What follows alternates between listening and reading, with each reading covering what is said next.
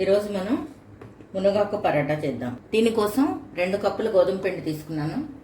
సన్నగా తరిగి పెట్టుకున్న మునగాకు, సన్నగా తరిగి పెట్టుకున్న కొత్తిమీర, 1/2 స్పూన్ ఉప్పు, 1/2 స్పూన్ కారము, 1/2 స్పూన్ పసుపు, 1 చెంచా వాము జీలకర్ర పొడి, 1 స్పూను శనగపిండి.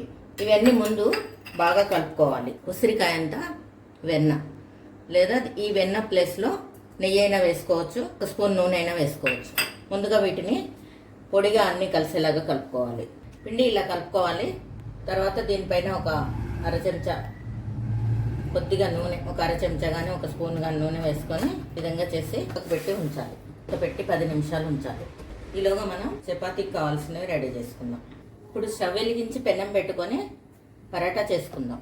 ఈ పరాటా కోసం మనం చపాతీకి తీసుకున్న దానికంటే సుమారుగా 1.5 చపాతీకి తీసుకున్నంత పిండి తీసుకోవాలి. ఈ విధంగా చేతి నిండుగా తీసుకోవాలి. ఇలా తీసుకోవాలి. చపాతీ ఇలా పల్చగా ఒత్తుకొని 1 స్పూన్ నూనె వేసి దీనికంతా కలిసేటట్టుగా రాయాలి.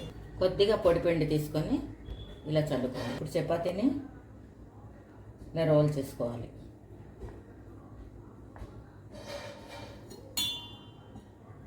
కొంచెం నూనె మధ్య మధ్యలో ఇలా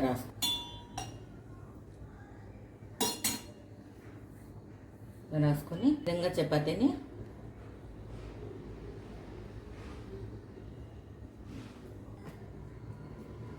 ఈ విధంగా మడుచుకోవాలి. ఇప్పుడు దీన్ని మామూలు చపాతీ కంటే కొద్దిగా మందంగా ఒత్తుకోవాలి.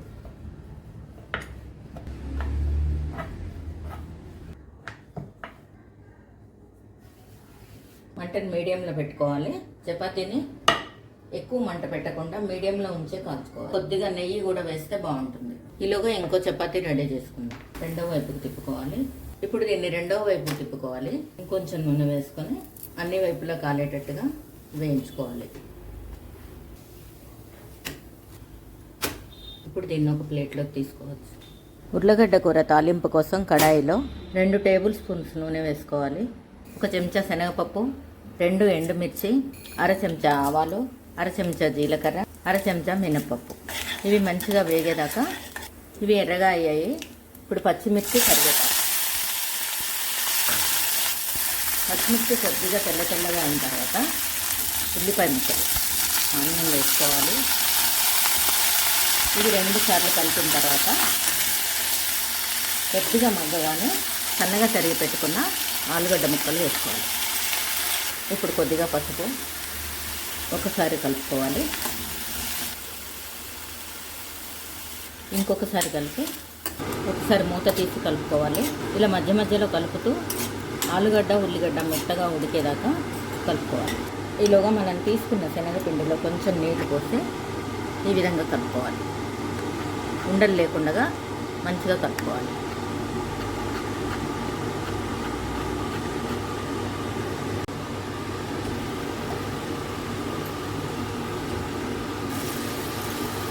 ఒకసారి కలుపుకొని ముక్క ఉడికిందో లేదో చూసుకోవాలి.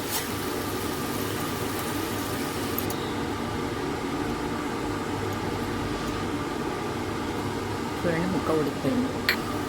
ఇప్పుడు మనం ఇలా నీళ్ళల్లో కలిపిన శనగపిండిని ఈ విధంగా కలుపుకోవాలి. ఇలా కలిపిన పిండిని ఈ కూరలో వేసేయాలి. ఈ ముక్కలు మునిగేంత వరకు నీళ్లు పోసుకోవచ్చు.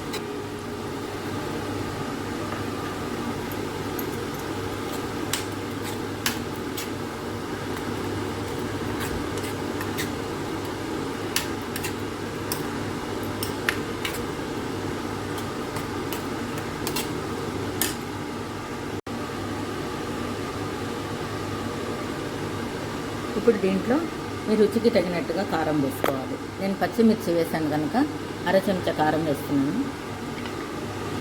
ఉప్పు కూడా 1/2 చెంచా వేస్తున్నాను. కారంలో కూడా కొంచెం ఉప్పు కలిపాను. ఉప్పు కారం మీరు చూసుకొని వేసుకోండి. పచ్చిమిర్చి ముక్కలు కారంగా ఉన్నట్లయితే ఈ కారం చాలా తక్కువ వేసుకోవచ్చు. ఇలా కలిపి ఒక ఉడుకు రానివ్వాలి. శనగపిండి పచ్చి వాసన పోయేంత వరకు ఒక ఉడుకు రానివ్వాలి.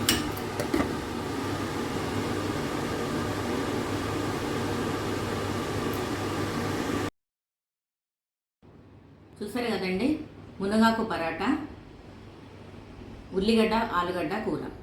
ఇంకా మనం దీన్ని మొరింగా పరాటా, ఉర్లగడ్డ ఉల్లిగడ్డ కర్రీ అని కూడా అనుకోవచ్చు. మరి వీడియో మీకు నచ్చిందని అనుకుంటున్నాను. తప్పకుండా చేసి చూడండి, రుచి చూడండి. రుచి ఎలా ఉందో కామెంట్లో పెట్టండి. ఇంకా మీరు ఏ ఆకుకూరలతోటి పరాటా చేస్తారో కూడా కామెంట్లో పెట్టండి.